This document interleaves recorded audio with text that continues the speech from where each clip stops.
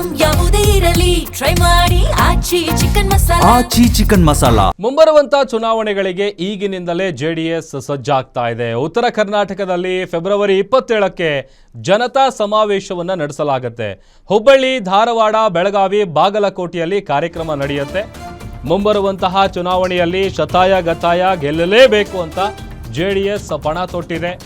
ಉತ್ತರ ಕರ್ನಾಟಕದಲ್ಲಿ ಇದೇ ಫೆಬ್ರವರಿ 27ನೇ ತಾರೀಕು ಜನತಾ ಸಮಾವೇಶ ಹಮ್ಮಿಕೊಳ್ಳಲಾಗಿದೆ. ಅದರ ಪ್ರಕಾರ ಹುಬ್ಬಳ್ಳಿ, ಧಾರವಾಡ, ಬೆಳಗಾವಿ, ಬಾಗಲಕೋಟೆಯಲ್ಲಿ ಕಾರ್ಯಕ್ರಮ ನಡೆಯುತ್ತೆ. ದೊಡ್ಡ ಮಟ್ಟದಲ್ಲಿ ಸಮಾವೇಶವನ್ನ ಆಯೋಜನೆ ಮಾಡಲಿದ್ದೇವೆ. ಪೂರ್ವಭಾವಿ ಸಭೆ ಜೊತೆಗೆ ಸ್ಥಳ ವೀಕ್ಷಣೆಯನ್ನು ಕೂಡ ಮಾಡೋದಕ್ಕೆ ಹೊರಟಿದ್ದೇನೆ.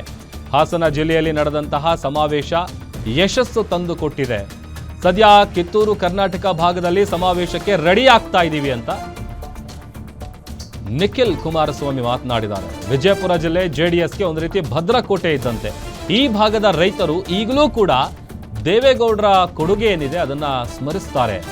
ಗ್ಯಾರಂಟಿ ನ್ಯೂಸ್ಗೆ ನಿಖಿಲ್ ಕುಮಾರಸ್ವಾಮಿ ಎಕ್ಸ್ಕ್ಲೂಸಿವ್ ಆಗಿ ಹೇಳಿಕೆಯನ್ನ ಕೊಟ್ಟಿದ್ದಾರೆ.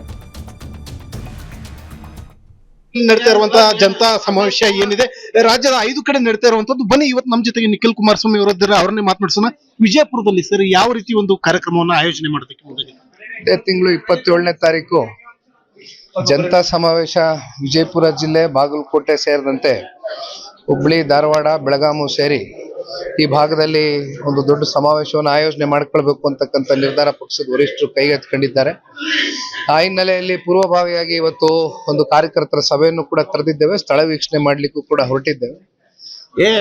ಬಹಳ ದೊಡ್ಡ ಮಟ್ಟದಲ್ಲಿ ಹಾಸನ ಜಿಲ್ಲೆಯಲ್ಲಿ ಸಮಾವೇಶ ಯಶಸ್ಸು ತಂದುಕೊಟ್ಟಿದೆ. ಹಾಗಾಗಿ ಇವತ್ತು ಕಿತ್ತೂರು ಕರ್ನಾಟಕ ಭಾಗದಲ್ಲೂ ಕೂಡ ಕಾರ್ಯಕರ್ತರ ಒಂದು ಸಹಕಾರದಿಂದ ಸಭೆಯನ್ನ ಯಶಸ್ಸು ಮಾಡಬೇಕು ಅಂತಕ್ಕಂಥ ನಿಟ್ಟಿನಲ್ಲಿ ಬಂದು ಇವತ್ತು ಪೂರ್ವ ತಯಾರಿಯನ್ನು ಮಾಡ್ತಾ ಇದ್ದೇವೆ. ವಿಜಯಪುರದಲ್ಲಿ ಈಗಾಗಲೇ 5-6 ಕಡೆ ನಿಮ್ಮ ಅಭ್ಯರ್ಥಿಗಳು ಕೂಡ ಬಲಿಷ್ಠವಾಗಿದ್ದಾರೆ, ಏನ್ ಹೇಳ್ತೀರಿ ಈಗ ಮುಂದಿನ ಚುನಾವಣೆ?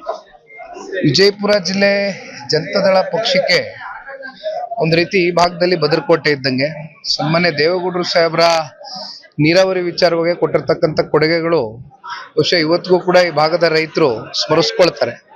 ನಮ್ಮ ಕ್ಯಾಂಡಿಡೇಟ್ಗಳು ಕೂಡ ಬಹಳ ವೇಗದಲ್ಲಿ ಪಕ್ಷ ಸಂಘಟನೆ ಮಾಡ್ತಾ ಇದ್ದಾರೆ. ನನಗೆ ಆತ್ಮವಿಶ್ವಾಸ ಇದೆ, ಮುಂದಿನ 2028 ಬಹಳ ದೊಡ್ಡ ಮಟ್ಟದಲ್ಲಿ ವಿಜಯನಗರ ಜಿಲ್ಲೆಯಲ್ಲಿ ಒಂದು ಜನತಾದಳ ಪಕ್ಷ ಒಂದು ಪ್ರಗತಿಯನ್ನ ಕಾಣುತ್ತೆ. ಇದಿಷ್ಟು ನಿಖಿಲ್ ಕುಮಾರಸ್ವಾಮಿ ಅವರು ಹೇಳ್ತಾ ಇರುವಂತದ್ದು.